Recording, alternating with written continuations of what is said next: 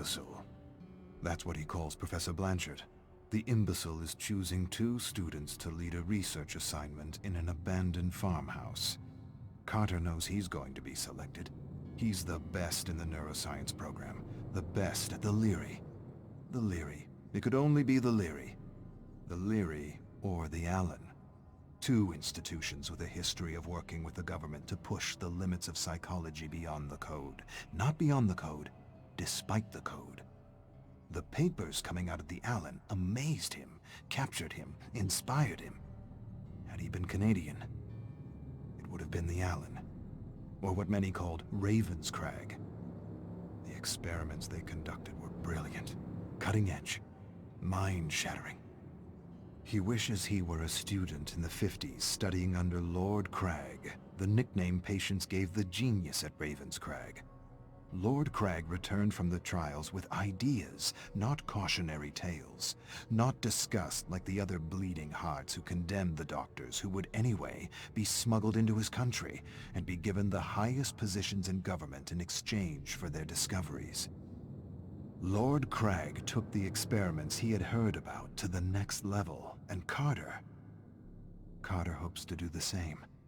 But not with this professor, not with Blanchard, Dr. Bleeding Heart Blanchard.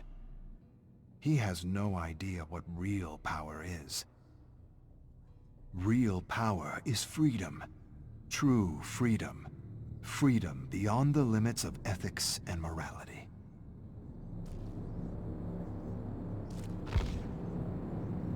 Carter's leading the research assignment with another peer. The challenge?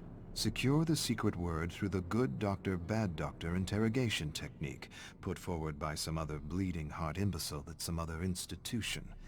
He's bad doctor with a code, a list of do's and don'ts the imbecile gave him. Very limiting, too limiting, self-limiting even. How is he supposed to secure anything with these limits? Surely he realizes how futile the experiment is with this code.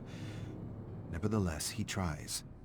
He shouts at a fellow student sitting across the table from him. Shouts? Big deal. Tell me or I'll... Shout again. The student doesn't take him seriously. He's play-acting fear. It's all make-believe for him. I should smash his skull and yank the secret word out of his substandard mediocre brain. Second day, and nothing. Carter's frustrated, really frustrated. At least they're tied up, all 7 of them, but it's still not enough. They need to take the interrogation to the next level, deprive them of food and water. They'll talk. When their cells begin to self-cannibalize, they'll talk. Better yet, he wants to deprive them of sleep. Sleep deprivation. Removes masks, lowers guards, makes prisoners talk for the promise of a few minutes of sleep. The 7 prisoners stare at him. They know they're safe. He can see it in their eyes. Limits. No one got anywhere respecting limits. He despises his colleague, Good Doctor. He'd have the secret by now had he been working alone and without a code. Ridiculous limits. Skinner knew better. Put his own kid in some kind of a box for years just to see what it would do. Huxley worked for the Secret Service and wrote Truths as Lies in Brave New World. War of the Worlds was another great test in mass propaganda. The power of the radio to induce fear and anxiety in an unsuspecting audience. The power of fear and anxiety to inspire silence and indifference and create perfect consumers. Ethics, morality, limits. For sheep, not shepherds. Carter feels anxiety unlike he ever felt as he watches Good Doctor interrogate one of his classmates. He approaches him from behind with a piece of wood, something he found on the ground, raises the makeshift club. Before he realizes what he's doing, he pounds the Good Doctor's head. Pretend fear becomes real fear as his fellow students stare at him in horror. No more Good Doctor. No more rules. No more limits. Except the limits of his imagination. Carter ties a student to a chair. Warm blood drips everywhere. He twists pieces of flesh off his face. The sheep look away, but never up. With terrible moans and squirms, he gets a secret word from each and every one of them. New, Reich, Horizons, Fourth, Bird, Kill. His classmates beg to be released. They sob and agonize in their chairs. They plead the experiment is over. You have the words. You win. We're done. Carter smiles. He's still got a few days. A few more days and a few more experiments to run. Could put his career at risk. But he's got the good doctor to take the fall. I'll take what I learned from Lord Crag and lobotomize these imbeciles and manipulate... No, not manipulate. Manufacture. Yes, manufacture reality. Music blares. Eyes are kept forced open with toothpicks. Carter piggybacks a looping song with an inaudible subliminal frequency to evoke fear, anxiety, and discontent. He experimented with the loop on his parents, always caused a fight between them. He doesn't remember where he got the loop. He first read about the subliminal frequency from advertisers. Advertisers deny subliminal loops work. Of course they do. Advertisers deny they use subliminal loops. But they do. They use them, and they work. They must. They must because peace and contentment is our natural disposition. War and discontent needs to be instilled, enforced, manufactured, repeated over and over again until it's the main script in the collective consciousness. Paperclip, Bluebird, MK Ultra, MK Delta, MK Search. They were all necessary. Lord Crag had the right idea, good instincts. So did the Black Sorcerer and the Dirty Trickster. They inspired all the goodies he brought with him in his bag. Music, drinks, drugs, lots of drugs. For a moment, just a moment, he hesitates. He'll probably go to jail for a long time if he uses his goodies. But being free, being truly free for a few days, is worth a lifetime of imprisonment. But I won't get caught. Good doctor will.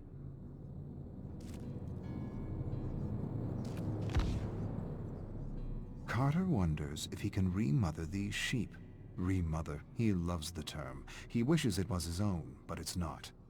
Shock them with electricity and expose them to endless images of death, chaos, and destruction. Traumatize the brain, empty it, lobotomize these subjects to remother them with new personalities.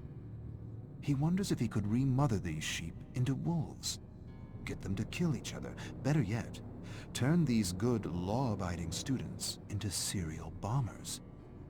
He rips the plug out of a lamp, splits the wires, peels the wire, places the exposed wire into a student's mouth, slowly approaches the socket, taking in his terror, plugs it in, screams as he remothers this exemplary student. A putrid smell of burning hair and skin reaches his olfactory receptors. There's another stench.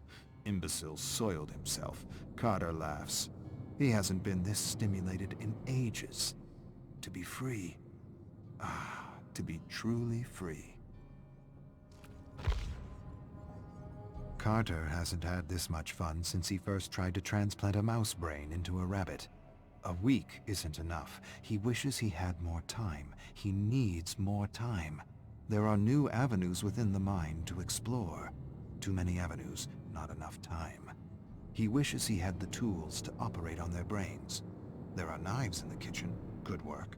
Not surgical precision, but good enough. He's read about a gland in the brain that looks like an eye, a gland that supposedly secretes DMT, a kind of mystical drug. He wonders if he can extract it from a living subject. He wonders what a good dosage of human DMT does to a test subject. Carter unties a rope. He's going to release Good Doctor. He's pumped him with drugs and programmed him with new thoughts. He believes the other students are Russian spies that need to be executed for national security. He unwraps the rope and places a screwdriver in his hands. He changes his mind, removes the screwdriver, replaces it with a fork, changes his mind again, replaces the fork with a spoon. He's never seen a spoon used to kill a human being. He backs away from Good Doctor, who is lost and confused, remothered. He says a phrase. The moon is down. Confusion becomes clarity as Good Doctor stands and approaches the Russian spies with a spoon. Brilliant.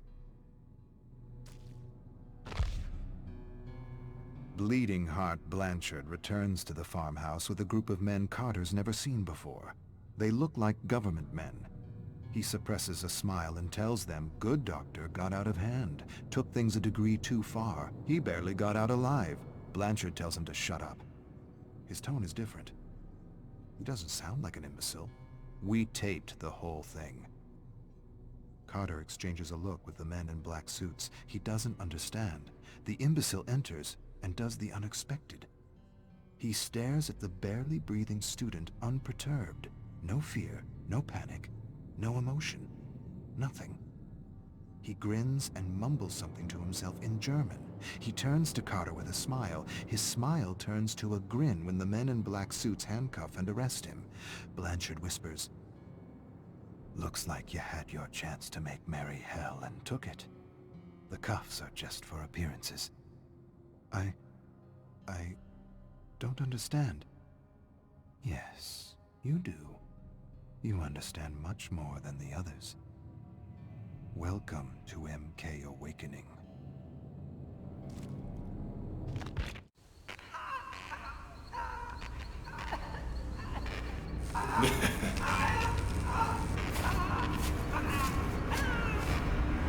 Hey! Huh?